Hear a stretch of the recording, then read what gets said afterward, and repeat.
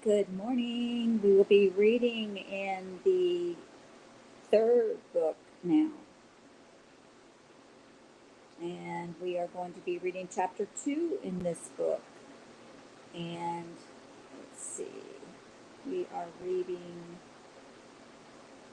today, we are reading about, let's see, what's the name of this book? I forgot.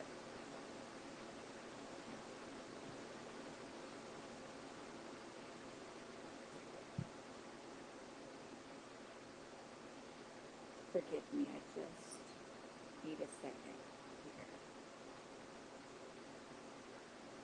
Oh, Soul Harvest. So we're in the third book in the series, and we are reading Soul Harvest today. We are reading chapter 2 today. So let's get started. Buck had covered disasters, but as a journalist, wait a minute. This is the fourth book in the series, I believe, because you have the Left Behind and then the Tribulation Force and then the Nikolai. Yeah, this is the fourth book in the series. Excuse me, I'm so sorry. Things happen when you're live. Big whoop. Let's read chapter 2. Buck had covered disasters, but as a journalist, he had not felt guilty about ignoring the dying.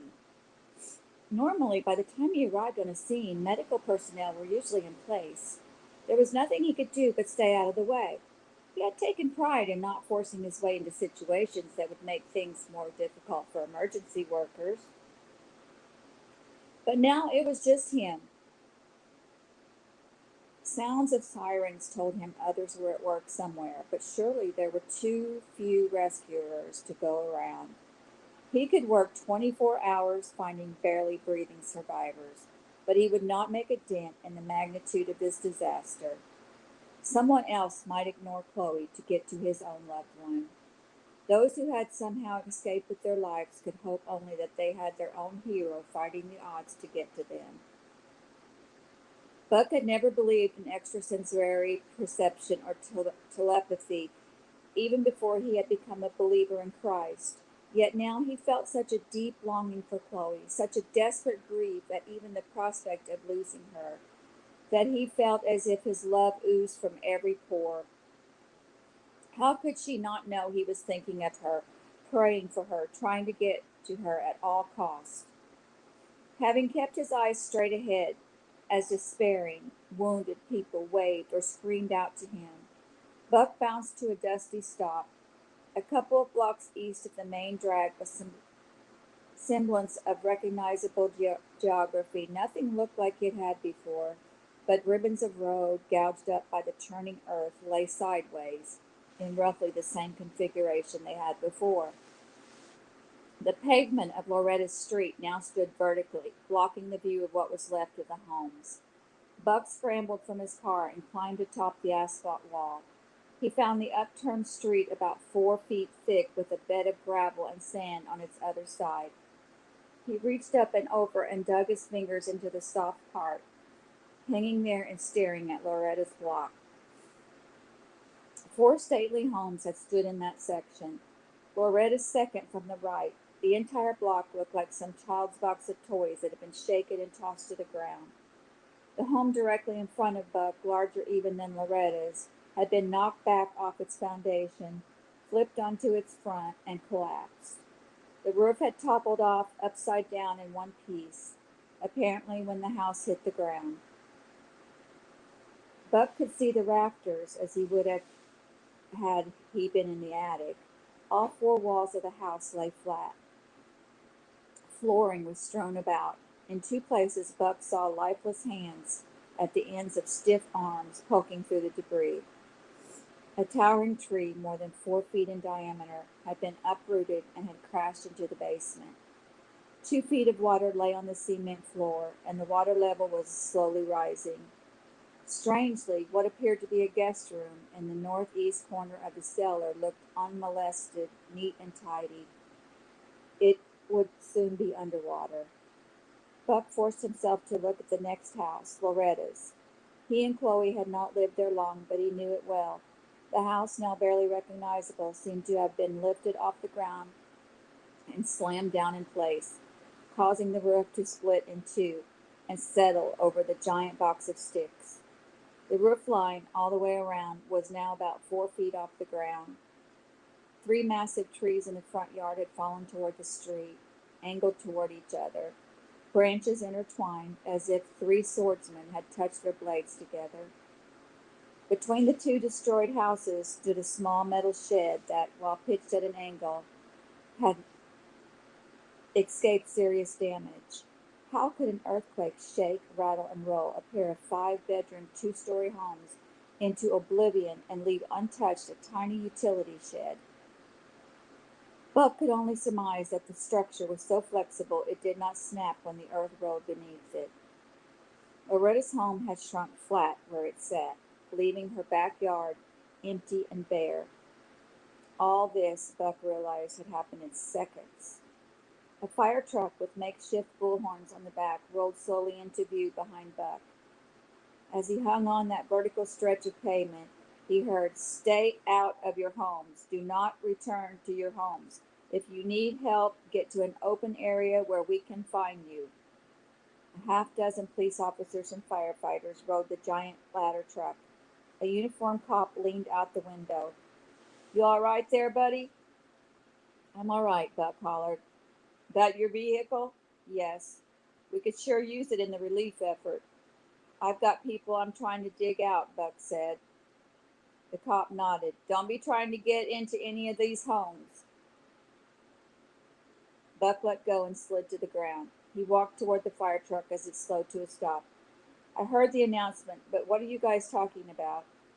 "We're worried about looters, but we're also worried about danger. These places are hardly stable." "Obviously," Buck said. "But looters, you are the only healthy people I've seen. There's nothing of value left, and where would somebody take anything if they found it?" "We're just doing what we're told, sir. Don't try to go in any of the homes, okay?" "Of course I will. I'm going to be digging through that house to find out if somebody I know and love is still alive." "Trust me, pal, you're not going to find survivors on this street. Stay out of there."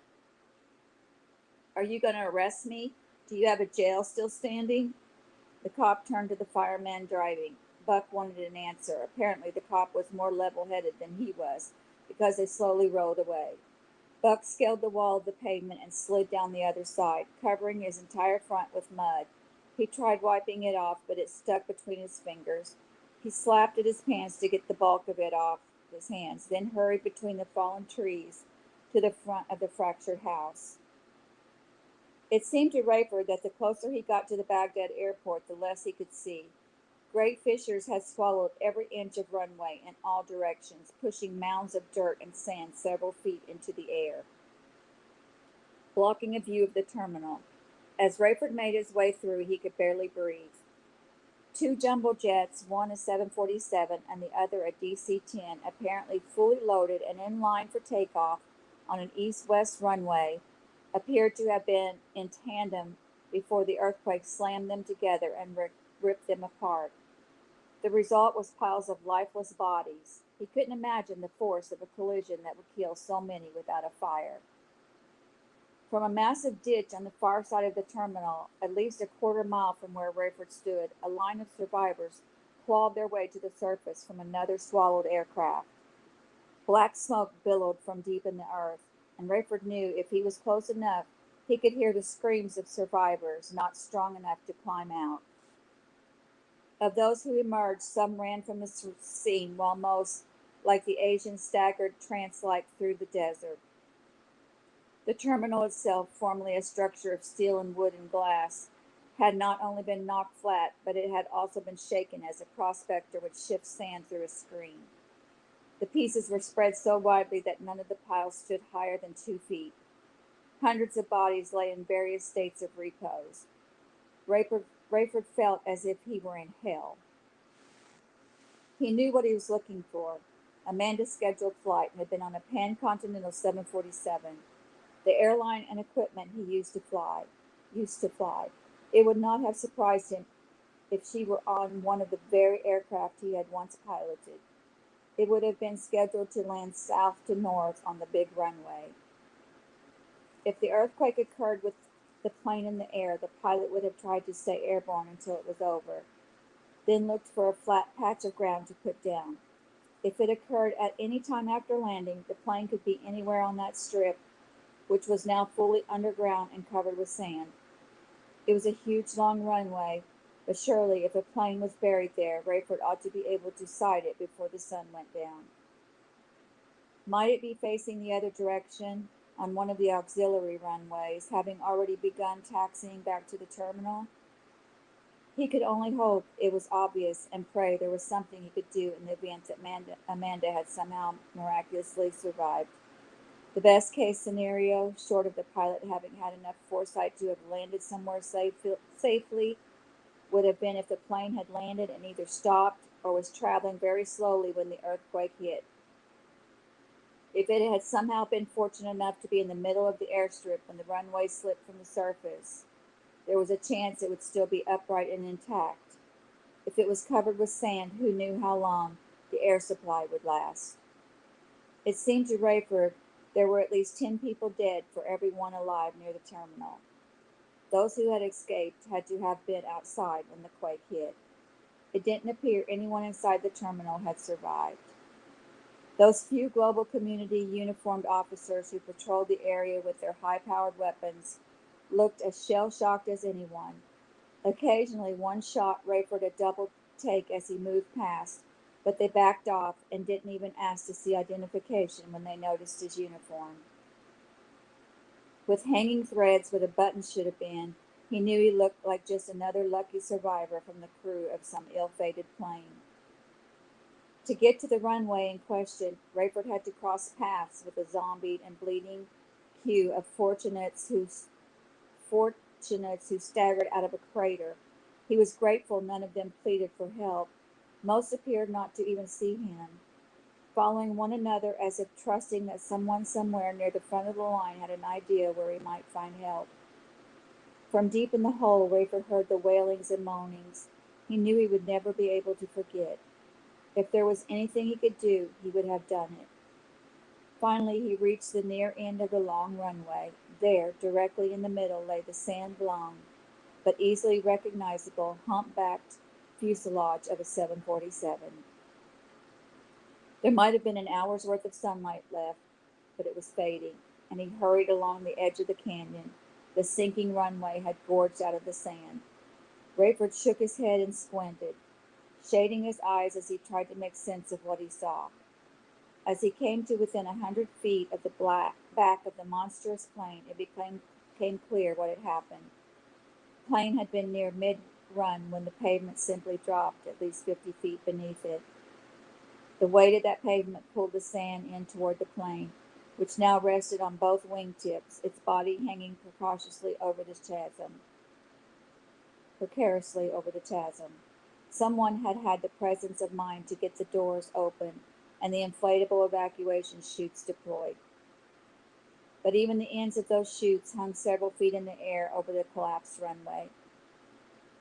Had the walls of sand at the sides of the plane been any farther apart, no way could the wings have supported the weight of the cabin. The fuselage squeezed and groaned as the weight of the plane threatened to send it plummeting. The plane might be able to drop another 10 feet without seriously injuring anyone, and hundreds could be saved. Rayford believed if only it could settle gradually. He prayed desperately that Amanda was safe, that she had been buckled in, that the plane had stopped before the runway gave way. The closer he got, the more obvious it was that the plane must have been moving at the time of the cave-in. The wings were buried several feet in the sand. That may have kept the craft from dropping, but it also would have provided a killing jolt for anyone not fastened in. Rayford's heart sank when he drew close enough to see that this was not a Pancon 747 at all, but a British Airways jet. He was struck with such conflicting emotions that he could barely sort them out. What kind of a cold, selfish person is so obsessed with the survival of his own wife that he would be disappointed that hundreds of people might have been saved on this plane?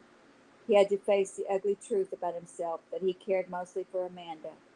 Where was her Pancon flight? He spun and scanned the horizon. What a cauldron of death. There was nowhere else to look for the Pancon jet, until he knew for sure he would not accept that Amanda was gone. With no other recourse, and the inability to call Mac for an earlier pickup, he turned his attention back to the British Airways plane. At one of the open doors, a flight attendant, staring ghost-like from the cabin, helplessly surveyed their precarious position. Rayford cupped his hands and called out to her, "I am a pilot. I have some ideas." "Are we on fire?" she screamed. "No, and you should be very low on fuel. You don't seem to be in danger." "This is very unstable," she shouted. "Should I move everyone to the back so we don't go nose down?" "You won't go nose down anyway. Your wings are stuck in the sand. Get everyone toward the middle and see if you can exit out the wings without breaking up." "Can we be sure of that?" "No, but you can't wait for heavy equipment to tunnel down there and scaffold up to you. The earthquake was worldwide, and it's unlikely anyone will get to you for days. These people want out of here now. How sure are you that this will work?" "Not very, but you have no choice. An aftershock could drop the plane all the way." As far as Buck knew, Chloe had been alone at Loretta's. His only hope of finding her was to guess where she might have been in the house when it collapsed. Their bedroom in the southwest corner upstairs was now at ground level. A mass of brick, siding, drywall, glass, framing trim, floor, studs, wiring, and furniture, covered by half of a split roof.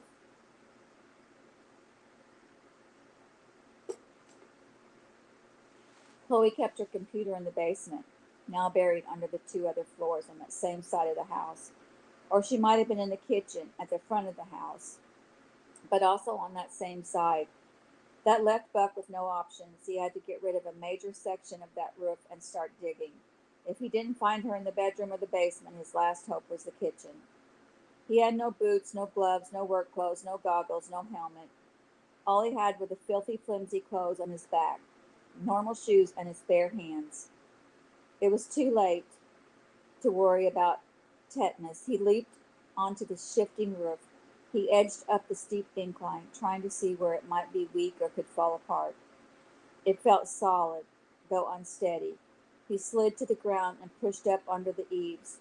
No way could he do this by himself. Might there be an axe or chainsaw in the metal shed? He couldn't get it open at first. The door was jammed. It seemed such a frail thing, but having shifted in the earthquake. The shed had bent up on itself and was unwilling to budge. Buck lowered his shoulder and rammed it like a football player. It groaned in protest, but snapped back in position. He karate kicked it several times, then lowered his shoulder and barreled into it again. Finally, he backed up 20 feet and raced toward it, but his slick shoes slipped in the grass and sent him sprawling. In a rage, he trotted back farther, started slower, and gradually picked up speed. This time he smashed into the side of the shed so hard that he tore it from its moorings. It flipped over the tools inside, and he went with it, riding it to the ground before bouncing off. A jagged edge of the roof caught his rib cage as he hurtled down, and flesh gave way. He grabbed his side and felt a trickle, but unless he severed an artery, he wouldn't slow down. He dragged shovels and axes to the house and propped long-handled garden implements under the eaves. When Buck leaned against them, the edge of the roof lifted and something snapped beneath the few remaining shingles. He attacked that with a shovel, imagining how ridiculous he looked and what his father might say if he saw him using the wrong tool for the wrong job. But what else could he do? Time was of the essence. He was fighting all odds anyway. Yet stranger things had happened. People had stayed alive under rubble for days. But if water was getting into the foundation of the house next door, what about this one? What if Chloe was trapped in the basement? He prayed that if she had to die, it had already happened quickly and painlessly. He did not want her life to ebb slowly away in a horrifying drowning. He also feared electrocution when water met open electric lines. With a chunk of the roof gone, Buck shoveled debris away until he hit bigger pieces that had to be removed by hand. He was in decent shape, but this was beyond his routine. His muscles burned, and he tossed aside heavy hunks of wall and flooring. He seemed to make little progress, huffing and puffing and sweating. Buck twisted conduit out of the way and tossed aside ceiling plaster. He finally reached the bed frame, which had been snapped like kindling. He pushed into where Chloe often sat at a small desk. It took him another half hour to dig through there, calling her name every so often. When he stopped to catch his breath, he fought to listen for the faintest noise. Would he be able to hear a moan, a cry, a sigh? If she made the smallest sound, he would find her. Buck began to despair. This was going too slowly. He hit huge chunks of floor too heavy to move on. The distance between the floorboards of the upstairs bedroom and the concrete floor of the basement was simply not that great. Anyone caught between there had surely been smashed flat. But he could not quit. If he couldn't get through this stuff by himself, he could get Tyson to help him. Bug dragged the tool out to the front and tossed them over the pavement wall. Getting over from this side was a lot harder than from the other side because the mud was slippery. He looked up one way and down the other and couldn't see the end of where the road had been flipped vertical. He dug his feet into the mud and finally got to where he could reach the asphalt on the other side at the top. He pulled himself up and slid over, landing painfully on his elbow. He tossed the tools into the back of the rover and slid his muddy body behind the wheel. The sun was dropping in Iraq as several survivors of other crashes joined Rayford to watch the flight of the British Air 747. He stood helpless, hoping. The last thing he wanted was to be responsible for injury or death to anyone. But he was certain that exiting onto the wings was their only hope. He prayed they could then climb the steep banks of sand. Rayford was encouraged at first when he saw the first passengers crawl onto the wings. Apparently, the flight attendant had rallied the people and gotten them to work together. Rayford's encouragement soon turned to alarm when he saw how much motion they generated and how it strained the fragile support. The plane was going to break up. Then what would happen to the fuselage? If one end of the other tipped too quickly, dozens could be killed. Those not strapped in would be hurtled to one end of the plane or the other, landing atop each other. Rayford wanted to shout, to plead with the people inside to spread out. They needed to go about this with more precision and care. But it was too late, and they would never hear him. The noise inside the plane had to be deafening. The two on the right wing leaped into the sand. The left wing gave way first, but was not totally sheared off. The fuselage rotated left, and it was clear passengers inside fell that way too. The rear of the plane was going down first. Rayford could only hope the right wing would give way in time to even it out. At the last instant, that happened. But though the plane landed nearly perfectly flat on its tires, it had dropped much too far. People had to have been horribly bounced against each other and the plane. When the front tire collapsed, the nose of the plane drove so hard into the pavement that it shook more sand avalanches loose from the sides, which quickly filled the gorge. Rayford stuffed his phone in his pants pocket and tossed his jacket aside. He and others dug with their hands and began burrowing to the plane to allow air and escape passengers. Sweat soaked through his clothes. The shine of his shoes would never return, but when might he ever again need dress shoes anyway? When he and his compatriots finally reached the plane, they met passengers digging their way out. Rescuers behind Rayford cleared the area when they heard helicopter blades. Rayford assumed, as everyone probably did, that it was a relief chopper. Then he remembered, if it was Mac, it must be 10 already. Was it because he cared, Rayford wondered, or was he more concerned with their meeting? Rayford phoned Mac from deep in the gorge and told him he wanted to be sure no one had been killed on board the 747. Mac told him he'd be waiting on the other side of the terminal. A few minutes later, relieved that all had survived, Rayford climbed back to the surface. He could not, however, find his jacket. That was just as well. He assumed Carpathia would soon fire him anyway. Rayford picked his way through the flattened terminal and around the back. Mac's helicopter idled 100 yards away. In the darkness, Rayford assumed a clear path to the small craft and began hurrying. Amanda was not here, and this was a place of death. He wanted out of Iraq altogether, but for now he wanted away from Baghdad. He might have to endure Carpathia's shelter, whatever that was, but as soon as he was able, he would put distance between himself and Nikolai. Rayford picked up speed, still in shape, in his early 40s, but suddenly he somersaulted into what? Bodies. He had tripped over one and landed atop others. Rayford stood and rubbed a painful knee, fearing he had desecrated these people. He slowed and walked to the chopper. "Let's go, Mac," he said as he climbed aboard. "I don't need to be told that twice," Mac said, throttling up. "I need to talk to you in a bad way." It was afternoon in the Central Standard Time Zone when Buck pulled within sight of the wreckage of the church. He was coming out the passenger door when an aftershock rumbled through. It lifted the truck and propelled Buck into the dirt on his rear. He turned to watch the remains of the church shift, and toss about. The pews that had escaped the ravages of the quake now cracked and flipped. Buck could only imagine what had happened to poor Donnie Moore's body. Perhaps God himself had handled the burial. Buck worried about Tyson. What might have broken loose and fallen into his underground shelter? Buck scrambled to the ventilation shaft, which had provided Tyson's only source of air. "Tyson, are you all right?" He heard a faint, breathy voice. "Thank God you have returned, Cameron. I was lying here with my nose next to the vent when I heard the rumble and something clattering its way toward me. I rolled out of the way just in time. There are pieces of brick down here. Was it an aftershock?"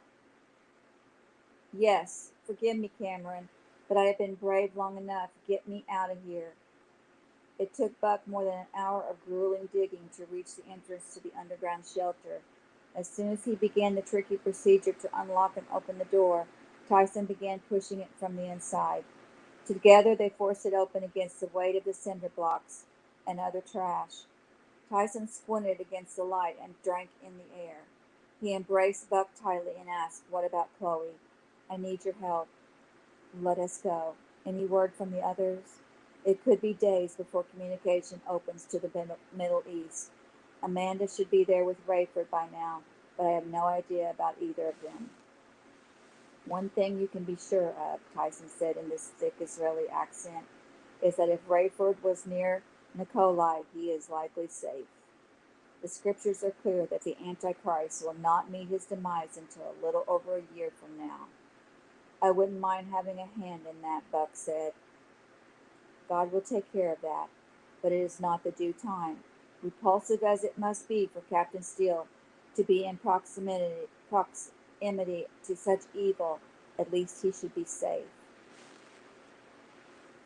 In the air, Mac McCullum radioed back to the safe shelter and told the radio operator, "We're involved in a rescue here, so we're going to be another hour or two. Over." "Roger that. I'll inform the President." Over. Rayford wondered what could be so important that Mac would risk lying to Nikolai Carpathia. Once Rayford's headset was in place, Mac said, "What the blazes is going on? What is Carpathia up to? What's all this about the wrath of the Lamb? And what in the world was I looking at earlier when I thought I was looking at the moon? I've seen a lot of natural disasters, and I've seen some strange phenomena, but I swear on my mother's eyes, I've never seen anything make a full moon look like it's turned to blood. Why would an earthquake do that?" Man, Rayford thought, this guy is right. But Rayford was also puzzled. "I'll tell you what I think, Mac, but first tell me why you think I would know." "I can tell, that's all. I wouldn't dare cross Carpathia in a million years, even though I can tell he's up to no good." "You don't seem to be intimidated by him at all. I about lost my lunch when I saw that red moon, and you acted like you knew it would be there." Rayford nodded but didn't expound. "I have a question for you, Mac. You knew why I went to the Baghdad airport. Why didn't you ask me what I found out about my wife or Hattie Durham?" "None of my business, that's all," Mac said. "Don't give me that, unless Carpathia knows more than I do. He would have wanted to know about Hattie's whereabouts as soon as either of us knew anything. No, Brayford, it's like this. See, I just knew. I mean, everybody knows that it wasn't likely either your wife or Miss Durham would have survived a crash at that airport. Mac, you saw yourself that hundreds of people were going to get off that 747. Sure, 9 out of 10 people died in that place, but lots survived too. Now, if you want answers from me, you better start giving me some. Mac nodded toward a clearing he had illuminated with a spotlight. We'll talk down there. Tyson brought only his phone, his laptop, and a few changes of clothes that had been smuggled into him. Buck waited until they parked near the torn up pavement in front of Loretta's house to tell him about Donnie Moore. That is a tragedy, Tyson said, and he was the one I told you about, the computer whiz who put together our laptops. One of those quiet geniuses. He had gone to this church for years and was still embarrassed that he had this astronomical IQ and yet had been spiritually blind. He said he simply missed the essence of the gospel that whole time. He said he couldn't blame it on the staff or the teaching or anything or anyone but himself. His wife had hardly ever come with him in those days because she didn't see the point. They lost a baby in the rapture, and once Donnie became a believer, his wife soon followed. They became quite devout. Tyson shook his head. How sad to die this way. But now they are reunited with their child. What do you think I ought to do about the briefcase? Buck asked. Do about it? Donnie must have something very important in there. I saw him with it constantly, but I don't know the combination. Should I leave it alone? Tyson seemed in deep thought. Finally, he said, at a time like this, you must decide if there is something in there that might further the cause of Christ. The young man would want you to have access to it. Should you break into it and find only personal things, it would be only right to maintain his privacy. Tyson and Buck clambered out of the Rover. As soon as they had tossed their tools over the wall and climbed over, Tyson said, Buck, where is Chloe's car? And that is the end of chapter 2. Next, we'll be reading chapter 3. And thank you for joining me. Have a wonderful day.